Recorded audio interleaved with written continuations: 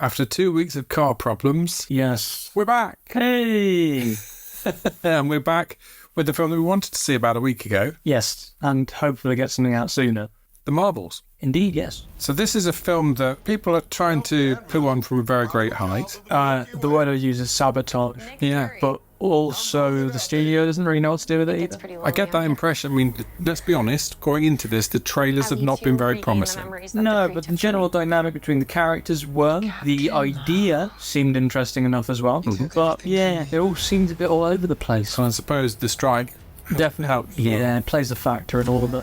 So, The Marvels, what did you think? You know what? Considering I've seen articles saying that this is one of those movies that's going to destroy the MCU, it's going to kill cinema, and such actress was a joke, and such I won't say because they are horrendous. It's fun. It's a Marvel movie that, yes, it goes back to some of those Marvelisms, but it doesn't go into it like Multiverse of Madness did, or like Quantumania did, because those are horrendous versions of Marvelisms, if I may. This movie, as you rightfully said earlier on when we were walking out the cinema, it has an 80s vibe to it. Yes. It's got a general dynamic between these three characters. You've got Captain Marvel, you've got Monica Rambeau, who at this point doesn't have an official superhero name, but we know her as Photon. There is also Miss Marvel as well.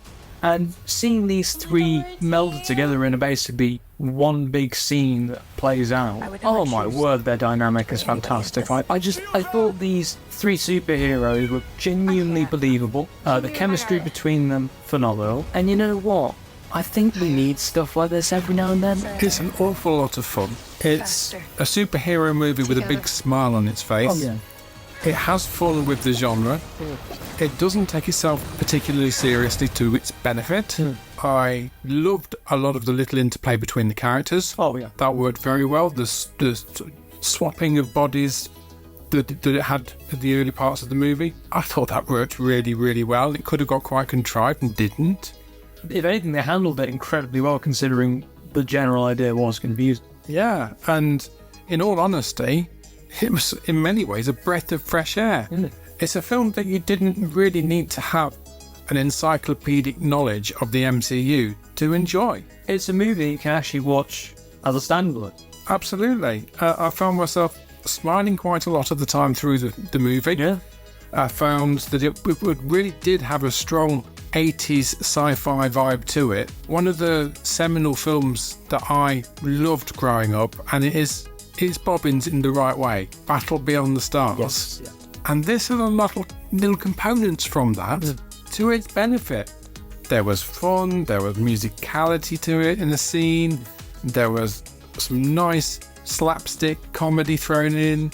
It didn't always hit, but it didn't always need to. The flirkins that we saw, amazing. The CGI, to be honest with you, now that we've seen the creator, Yeah. I think that they could simplify their work model and do it better than what they're doing, because I think fundamentally it looks like they just threw money at the CGI departments that they've already got without thinking about how could we do this on set and make it more interesting. And I think that's probably something that Marvel needs to, as it's looking to reboot and relaunch itself, Yes. it needs to take that into consideration.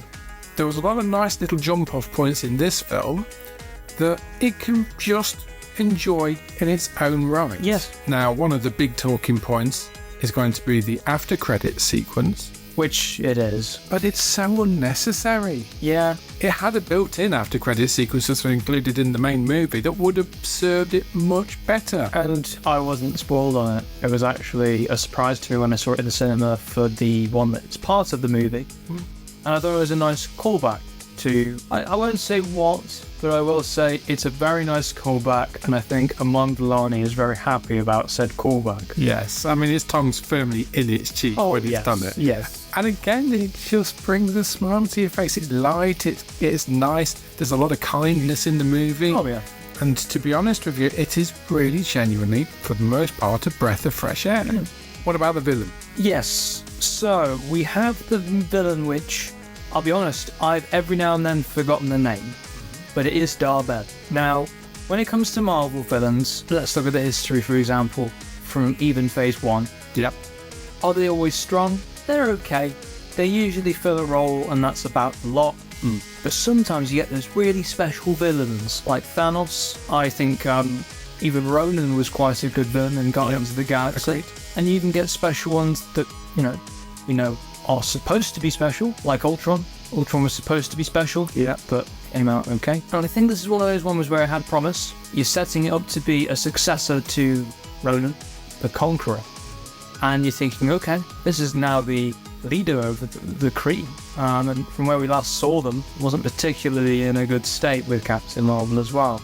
And you think, okay, well, this could have promise, that there's already a setup at the beginning of the movie with one of these bangles that we know Miss Marvel has. But then it kind of just ends there. It's I think it's supposed to be another misunderstood villain, but I just didn't feel much. It just felt very one-dimensional, and it's like, this is another villain that had promise, and I think if they wrote a bit more about her and she got to do more, Zoe Ashton does this as well, I think it would have been fantastic to explore. I do feel that Marvel undercooked this character. I think if you go back all the way to the beginning of the first phase of the MCU, if you go back to Thor: The Dark World...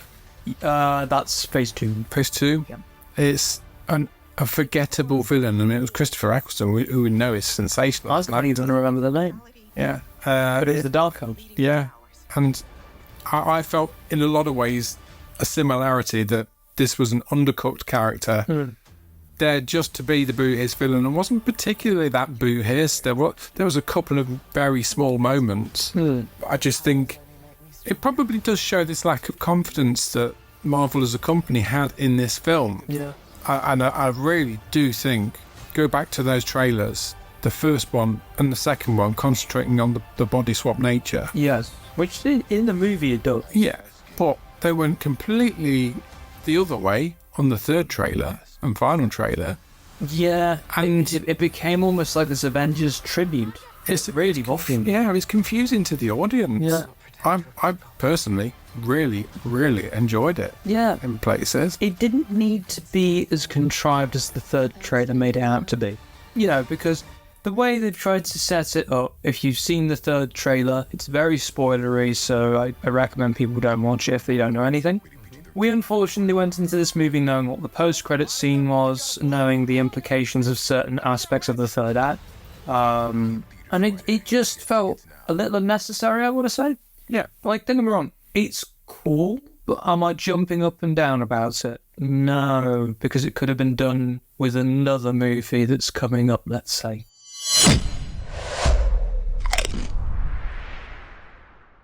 Yeah, it was a bolt-on, and I think it was a bolt-on because they were worried that they weren't going to get the audience for this film. And they were worried they weren't going to get the audience from this film because they marketed it terribly. There's been so much rubbish online about the cast. The word I would use is rancid. Yeah. This is just hateful and horrible. And that really needs shutting down. It has no place in either the superhero universes or the Star Wars universes or any other of these kind of franchise movies are about. Or even any movie or any kind of product or material. It shouldn't happen whatsoever. I mean, even now we have characters like Miles Morales who, let's just keep in mind, has his own game, massive success, is now, spoiler alert for the gamers if you're listening, the Spider-Man 2, is now the main Spider-Man of Insomniac Games, has 2 incredibly successful animated movies, and is being discussed by the studios as to what to do next with. And yet people will say that Miles is Miles Morales and Peter is Spider-Man. Yeah. It is such a horrendous situation that we are in, where people just think, oh, if a character of colour must appear on screen, it's woke. That's such a stupid word. We won't get political, but I just wanted to mention that because it's just boring at this point. We want fresh characters. Do you want another Peter Parker? I know that's Ben Reilly, but no, frankly not. I want more variety. It's why Iman Vellani's Miss Marvel is such a treat in this movie as well. She's a breath of fresh air. Yeah. She really is. I mean, she embodies the fandom of the MCU and the comics, and you can see that in what she's doing. She's a fan with sheer joy that she's doing the role that she's doing. Oh, yes. It's a role that, in essence, she was born to play. cut back to what she was talking about in an interview where, for Halloween, she dressed up as the proper comic accurate Miss Marvel. And everyone said, nice Flash outfit. And it's just like, oh. Good well. Yeah. So there's a lot of good that we've already expressed. The CGI, I don't think it's the best, I don't think it's the worst. No, we've definitely seen worse, which is Quantumania, and that god-awful eye scene in Multiverse of Madness. I feel that some of the movie almost felt a bit made for TV. Yeah, that's fair. And I think that's because, again, they didn't flesh out certain parts. It felt episodic in nature. And I think, again, that lack of faith from the studio has pushed them to make decisions in the movie that they really should just have much more confidence with. And, you know, you've got 3 good, strong female actors. You've got 2 extra ones in the periphery. Yeah. And there's some lovely setup for future movies, providing they choose to go in that direction. Yeah.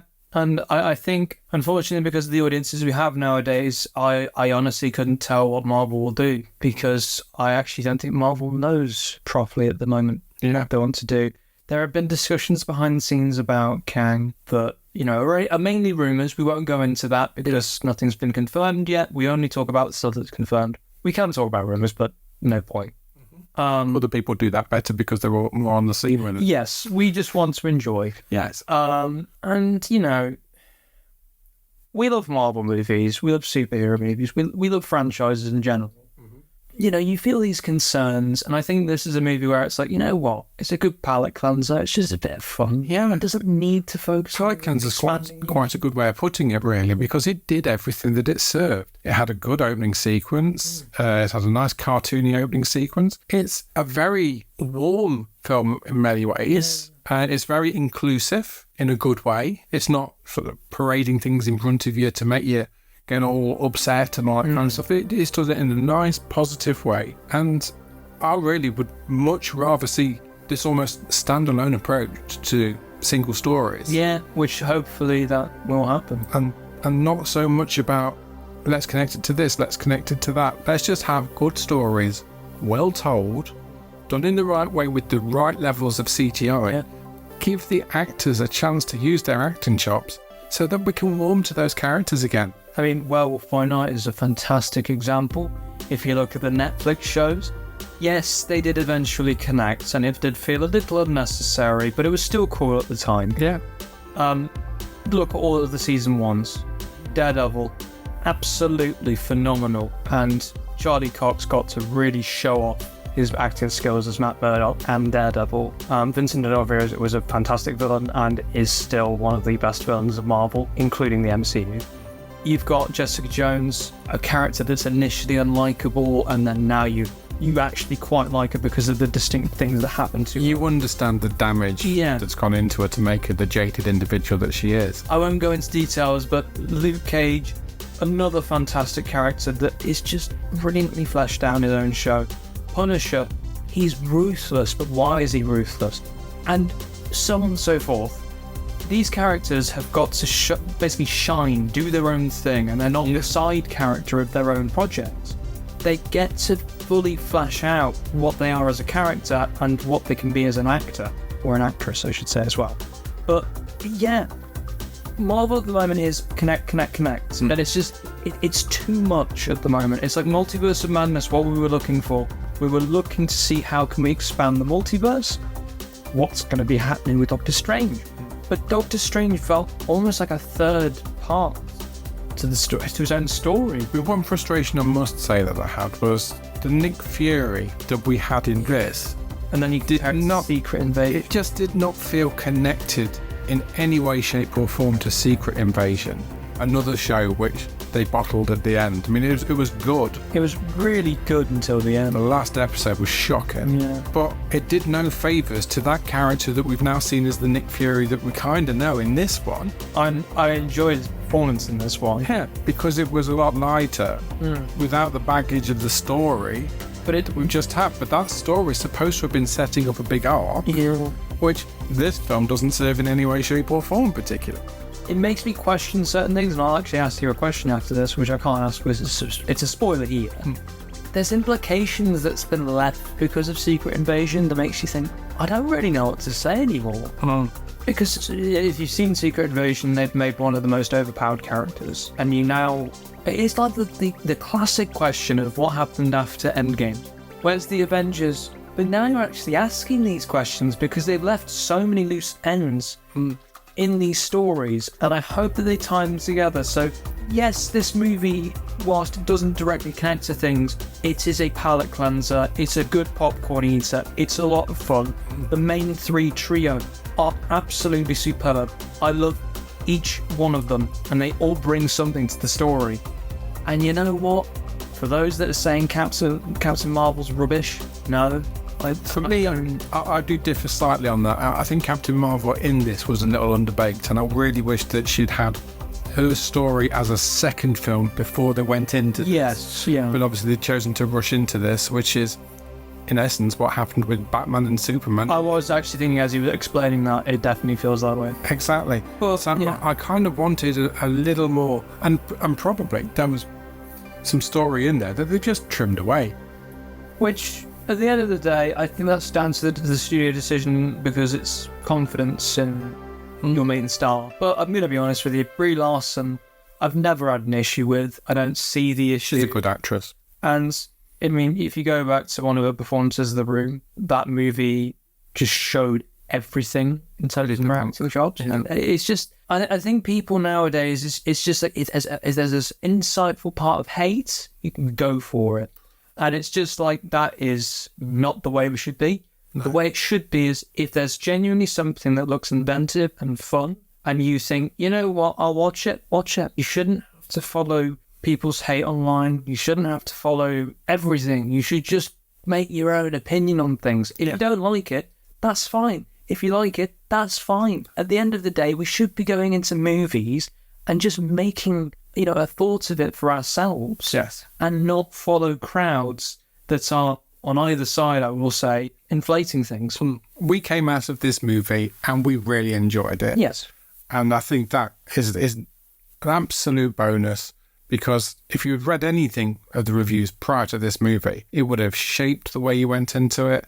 And there was no way that this was a bad movie. It was a good film. It was a family film in many ways. Oh, yeah. A lot of fun to be had in it. It's the kind of thing that you used to get on a Saturday morning with advert breaks galore in it. Yes. But you'd sit down and you'd just watch it with the family and just enjoy it. And it was really a throwback to those kind of times. I didn't say that I really loved it, but I really enjoyed it. And I had a big smile on my face for quite a lot of the sequences in it. The Lurkins always steal it for it. Oh, every time. I mean, even flying scenes where, there's an investigation being made by Captain Marvel. You've got a little goose on her shoulder. That was amazing. Oh, my word. And again, the CGI was good enough in that. It was just good enough rather than it being over-expansive. So, for me, I would say ignore the haters. Yes. Go and see the Marvels. Yes. At the cinema and enjoy yourself. Completely agree. The Marvels is a treat.